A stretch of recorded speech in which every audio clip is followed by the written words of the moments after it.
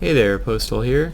So today we are going to be looking at the La-9, the Lavochkin 9, Tier 8 light fighter plane for the Soviet Union. Let's take a look.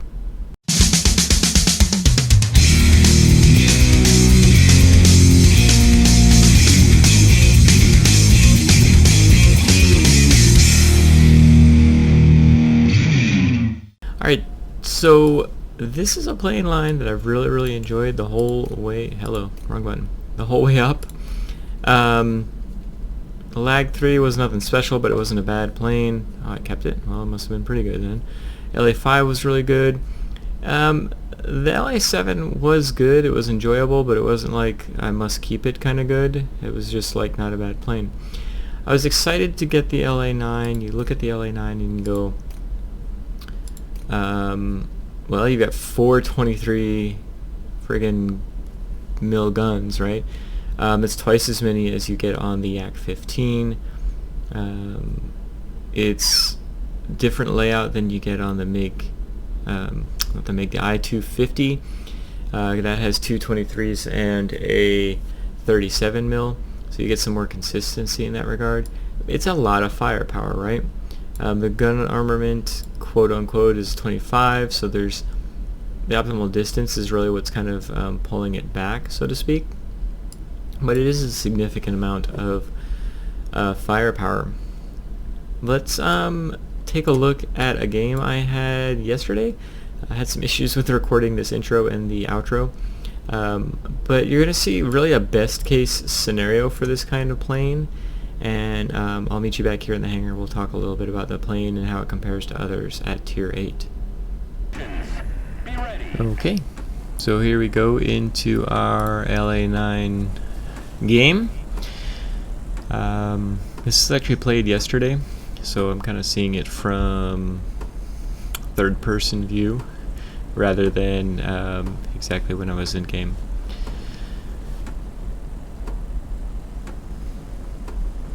So taking a look at the map, we've got our two comm centers, we have that middle base, and you know, this plane can do pretty well in a scenario where there's not, well, where there's not a lot of planes that can outperform it.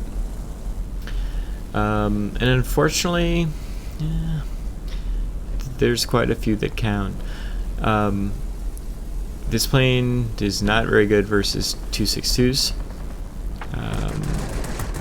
It's not going to be very good versus any of the really maneuverable planes. Where your maneuverability, you know, at Tier 6 and 7 was pretty good. It wasn't the best, but it was good. It was better than more of the fighters than not. Your maneuverability hasn't gotten any better at Tier 8. And so, what are you doing? Look out! Bastard. So you kind of plateau. You know, what makes this plane unique is that little flame that you're seeing at the back. And getting that uber boost for however many seconds you can get it is really the only thing that makes this plane stand out besides its 4 cannons. The thing that I find with the 4 cannons is it's kind of short range. I mean, it's not really short range, but it's kind of short range. And so there's scenarios where somebody else can hit you before you can hit them, basically. But anyway, as I was mentioning, you know, this plane kind of plateaued as far as maneuverability is concerned, whereas everything started to get better. Even planes that you wouldn't think would be you know, quote-unquote maneuverable airframes are suddenly on par with this plane. We'll see that after the game. But we've gotten that comm center. The enemy's gotten their comm center. I want to go ahead and get this middle, and that way we can start spawning and get to their comm center, get to the garrison, get to whatever we need to get to.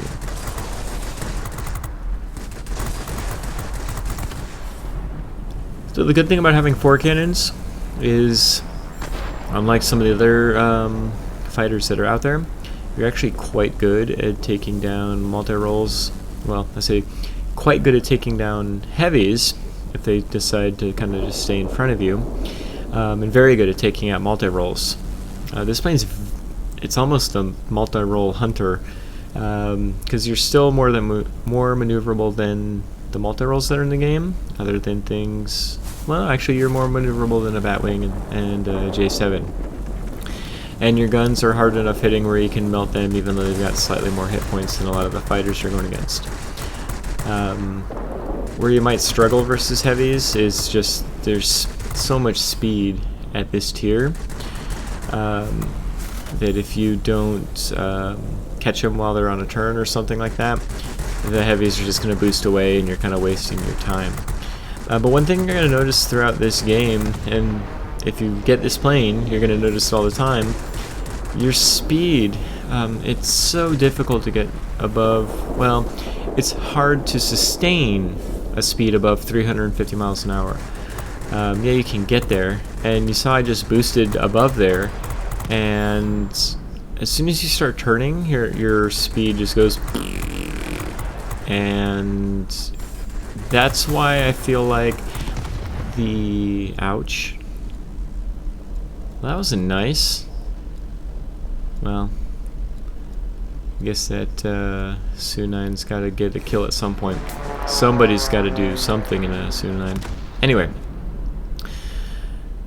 you know, that novelty of having the little jet engine on the back is that it's a novelty. It doesn't push this plane like to an over-the-top kind of situation, because all it does is get you to a very fast speed that as soon as you do anything, you lose all that speed you just gained. This plane does not hold momentum very well at all.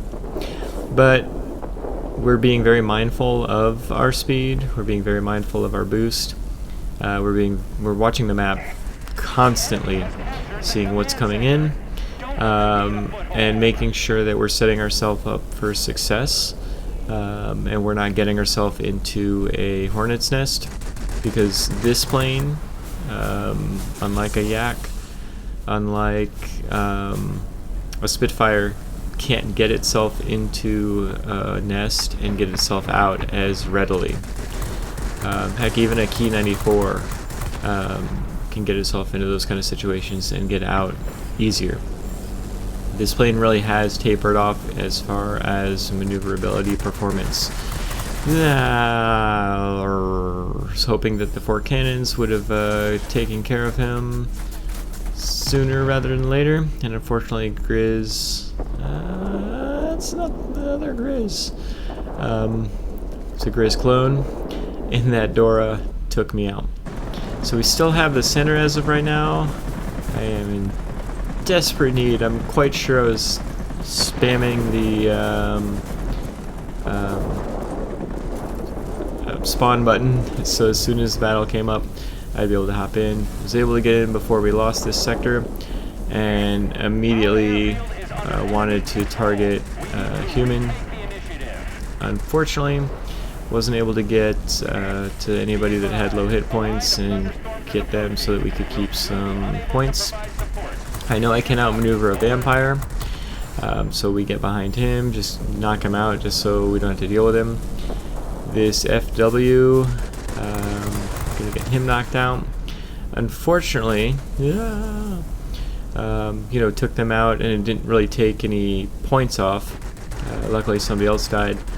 But I know at this point, you know, the defense aircraft has spawned, not much longer, and those guys I just killed are going to spawn too. And I do not need them spawning right behind me, even if I can outmaneuver them. And I'm really lucky that, you know, there isn't a Yak in this battle. There isn't a Spitfire. I'd not be able to do what I'm doing if it was that kind of scenario. I couldn't just sit in the center and do what I'm doing. So luckily I can, taking advantage of that, getting rid of everybody I can get rid of as quickly as possible. Guns overheated. No, die! Thank you. Come on, we just need another couple kills here. The vampire's out. He's not paying attention to me. I'm gonna make him regret it. The guns on that plane and this plane are basically the same. His do slightly more damage and have slightly longer range, but they're basically the same. Doesn't matter how much better his guns are if he's not firing them at me and letting me just keep poking him in the butt. It's eventually gonna hurt. Yeah, never mind, I don't know where I was going with that. But anyway, so we've got the center back. We've been able to own the center, which means anytime a bomber or ground pounder dies, they're able to just spawn here and continue the attack on the comm centers or the garrisons. I don't even really care where they go. I just know they can keep respawning, and that's why I wanted to hold on to the center here. And we've been able to do that to great effect. So right now we're just kind of seeing what this heavy fighter's doing, seeing if he's coming down. Thought he wasn't going to, he decided to, so I said, hey, that sounds like an invite. It's one of the few times you'll ever be able to kill a 262 in an La-9. I saw that ace pop up and I was like, wait, what is going on? Like, I didn't really feel like I had that kind of impact. I was quite surprised by the end result of this game. But this isn't going to happen every time, right? You're going to run into a yak. You're going to run into a Spitfire. And you can't really do anything against those guys, unless they're bots, of course. If it's a player, your performance can't necessarily overtake their performance if they don't want it to. Not to say that you can't, but it's just difficult. They've got the tools. So yeah, really good result here. I'm not complaining by any means, but let's head on back. Alright, so that was a surprise ace, grade 1. Pretty good battle, I'd say. I'm struggling to like this plane though. I think we only really won because he probably did a lot of work. I just stayed in the center and killed everything that came to the center. Yeah. Alright, so that is the best case scenario for this kind of plane, right? Maybe not the best case, but pretty close to best case scenario. You really need to be in a battle where everybody's just kind of coming at you and you don't have to deal with crazy enemy heavies or speed demons on the enemy team. This plane, more than the Yak 15, actually, in my opinion, struggles when it's a Tier 9 battle. The Yak 15, if it's a Tier 9 battle, has so much maneuverability that it can really kind of get itself out of a jam, or at least keep itself alive to hopefully do some sort of damage. This is one of the maneuverable planes, quote unquote, but we're going to see here that it's really the least maneuverable of those maneuverable planes. So when we're talking about the maneuverable planes at Tier 8 maneuverable fighters, we're clearly not talking about an ME-209.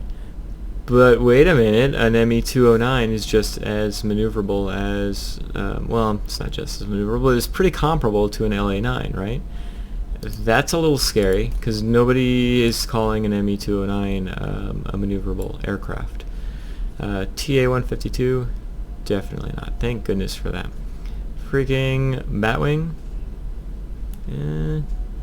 it's not as maneuverable, but it's not too far off, right?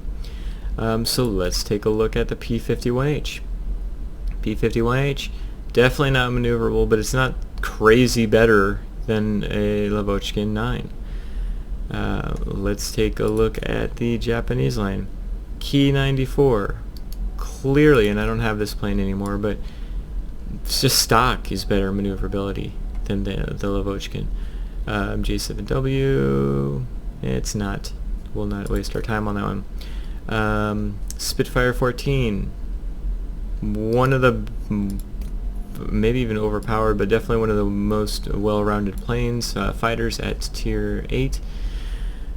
So here we go. A lot of little pop-ups here. We'll just do that.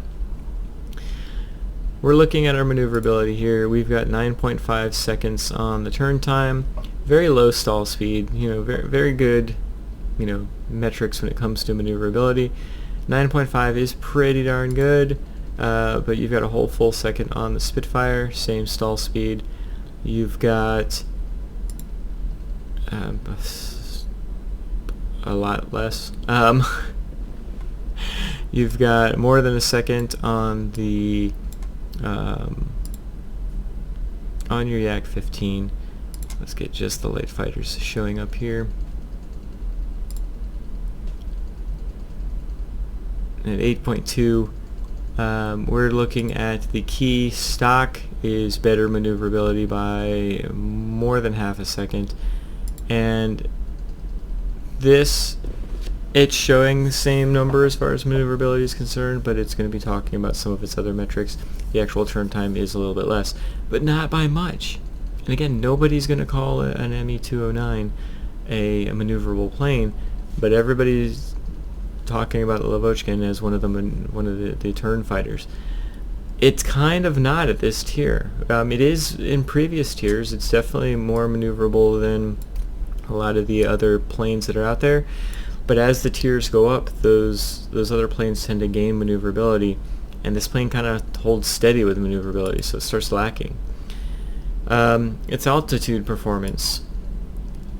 I mean, we're really going to be looking at here is a lot of planes that, yeah, this is going to be worse on the altitude performance, but in gameplay, the difference between 4,000 feet and 4,600 feet is not a whole lot. 600 feet is not going to make or break your game, right? You're looking at the difference here. Here's another 600 feet beyond it. And so, the Lavochkin's right between the Yak 15 and the Spitfire. It's what the Lavochkin is like second best at everything, and rather than being a jack of all trades, it kind of is left behind at Tier 8, and I think it's because of the tier more than the plane.